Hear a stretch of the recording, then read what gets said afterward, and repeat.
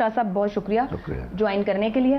اتنی زیادہ کوئی پینک سچویشن اسلام آباد میں ہوئی ہے, ہر گھنٹے بعد کوئی نئی خبر ہے, کچھ نہ کچھ حالات بدل رہے ہیں. وزیر اعظم روزانہ کی بنیاد پر عوام سے خطاب یا بات کر کے اپنا پوائنٹ آف ویو سامنے رکھنا چاہ رہے ہیں. ابھی سے کچھ لمحے پہلے تک بھی انہوں نے گفتگو کی. سر, اب ووٹنگ کو لے کر حکومت نے حکمت عملی تبدیل کی ہے. آپ کے بھی علم میں انہوں نے اپنے لوگوں کو کہا تھا کہ آپ نے نہیں آنا ہے ووٹنگ کے دن. اب وہ کل خود بھی آ رہے ہیں ایوان میں, اور اپنے پارلیمنٹیرین سے بھی کہا ہے کہ آپ ایوان میں آئیں. اس کے پیچھے اسٹریٹجی تبدیلی کے پیچھے کیا مقصد ہو سکتا ہے؟ دیکھیں, پہلی بات تو یہ ہے کہ پینک کس نے پھیلایا ہے. پینک کون پھیلاتا ہے؟ پینک وہ پھیلاتا ہے جو کمزور ہوتا ہے, جس کے پاس کچھ طاقت نہیں ہوتی.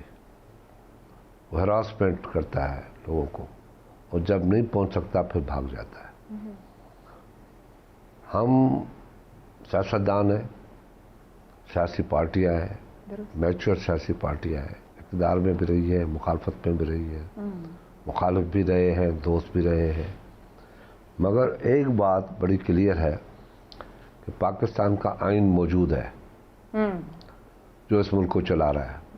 اگر کوئی باورائے آئین ہونا چاہتا ہے, آئین سے اوپر پلے کرنا چاہتا ہے, تو ان لوگوں نے بڑے بڑے لوگ جو تھے, جن لوگوں نے آئین کی خلاف ورزی کی, وہ آج بھی بیرون ملک بیٹھے ہوئے آ نہیں سکتے. تو اگر کوئی کسی کے دماغ میں یہ بات ہے کہ میں اپنا کام باورائے آئین سے بھی اوپر کر سکتا ہوں, تو میں سمجھتا ہوں غلط فہمی میں ہے. غلط فہمی سے نکل جائے. اگر ان کا دماغ کام نہیں کر رہا ہے کسی وجہ سے, تو اس کا قصور ہمیں تو ہمارا تو نہیں ہے. ہم ہر بات کے لیے تیار ہیں. ہم ہر اس کے جو پلاننگ ہے ان سے بھی مقابلہ کرنے کے لیے تیار ہیں. شاید یہ ممبر وہ لے آتا ہے جن کو کل استعفے دلوانے کی بات کر رہے تھے. جی بالکل, بھی ایک اسٹریٹجی ہے کہ کل استعفے بھی رکھ سکتے ہیں سامنے. دین واٹ, ووٹنگ ہوگی پھر بھی ووٹنگ ہوگی. پھر بھی ووٹنگ ہوگی. کیوں نہیں ووٹنگ ہوگی؟ تو جب 172 ہمیں دکھانے ہیں, یہ ہے آئین کے اندر, کوئی استعفیٰ دے نہ دے. آپ کو یاد ہوگا کہ ان کے پاس ایک ہتھیار تھا استعفاؤں کا 2014 میں, دیے بھی تھے. ہاں, اور استعفے دیے بھی ہوئے تھے. مگر ہم بیچ میں پڑے, ان کو بتایا کہ استعفیٰ دو گے کہیں کے نہیں رہو گے, اور میں نے بات کی تھی خود. اگر کل پھر استعفے دے دیتے ہیں تو آپ انہیں سمجھائیں گے کہ نہیں, ان کے منظور نہیں کریں گے, جیسے آپ پہلے بھی حکومت نے منظور نہ کی ہے؟ شاید منظور کر بھی دے, شاید منظور بھی کر لیں. تو پھر کیسے چیزیں چلے گی؟ اتنا بڑا ان کا نمبر ہے, اگر وہ پارلیمنٹ میں نہیں ہوگا تو الیکشن ان کی سیٹوں پر یا جنرل انتخاب؟ ان کی سیٹوں پہ الیکشن ہو سکتی ہے. ابھی آپ کہہ رہے ہیں کہ بات کرنے کو تیار ہیں. یہ 2 دن پہلے ایک رابطہ ہوا ہے جس کی کل بھی بڑی خبر رہی. پرائم منسٹر صاحب نے گفتگو میں یہ کہا کہ وہ رابطہ ادھر سے آیا تھا, پیغام سیدھا کہہ لیتے ہیں اسٹیبلشمنٹ کی طرف سے. جو پرسوں پارلیمان میں میری بھی کچھ لوگوں سے گفتگو ہوئی, انہوں نے کہا کہ اپوزیشن کے پاس پیغام آیا تھا وہاں سے پرائم منسٹر کی طرف سے. یہ پیغام کس نے کس کو بھیجا, اور اگر آپ بات کرنے کو تیار ہیں تو پھر کی کیوں نہیں؟ دیکھیں, بات سنیں, نہ پیغام ہم نے بھیجا, نہ پیغام کسی اور نے, اسٹیبلشمنٹ نے بھیجا. اسٹیبلشمنٹ نے کل مکمل تردید کر دی کہ ہمیں کہا گیا تھا کہ بیچ میں پڑے, ہمیں بلایا گیا تھا, ہم گئے تھے, ہم نے اپوزیشن کے ساتھ یہ بات کی. اپوزیشن نے کہا کہ ٹائم اوور ہو گیا ہے, ہر چیز آ گئی ہے. اس وقت اگر opposition vote of no confidence واپس لیتی ہے تو اپوزیشن کہیں کی نہیں رہتی. پھر یہ جو جبر ہے لوگوں کے اوپر رہے گا. جو الائز ہمیں ان کو چھوڑ کے ہمارے پاس آئے ہیں, وہ بھی ہمارے پاس ایک بہت بڑا مسئلہ ہے. تو یہ ایشوز تھے.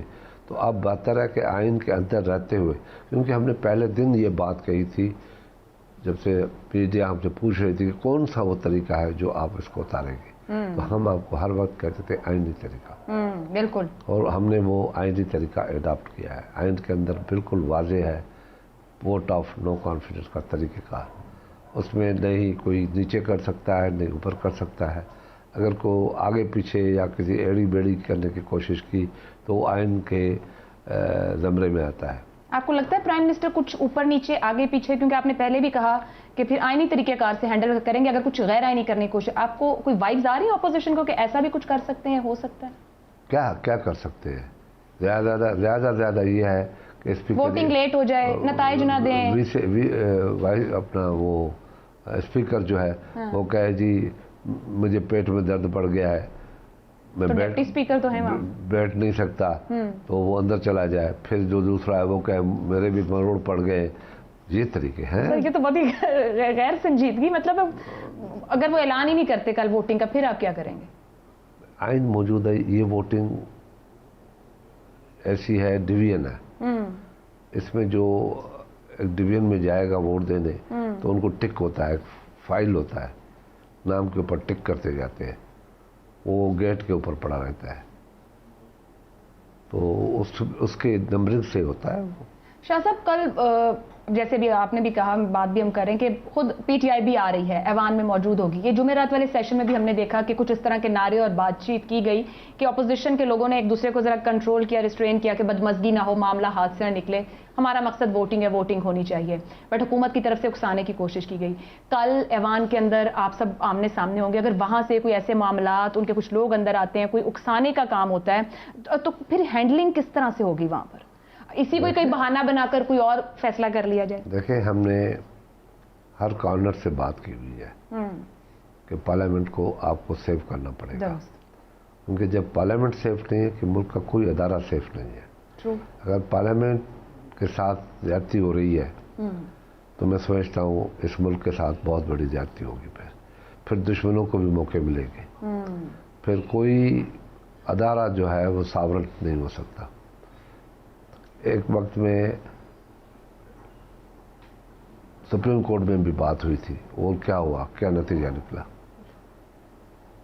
इस तरीके से अदारे ख़त्म होते जाएंगे तो एक वार शुरू हो जाएगी, जिसको सिविल वार कहते हैं, जिसके हाथ में डंडा भैंस भी उसकी।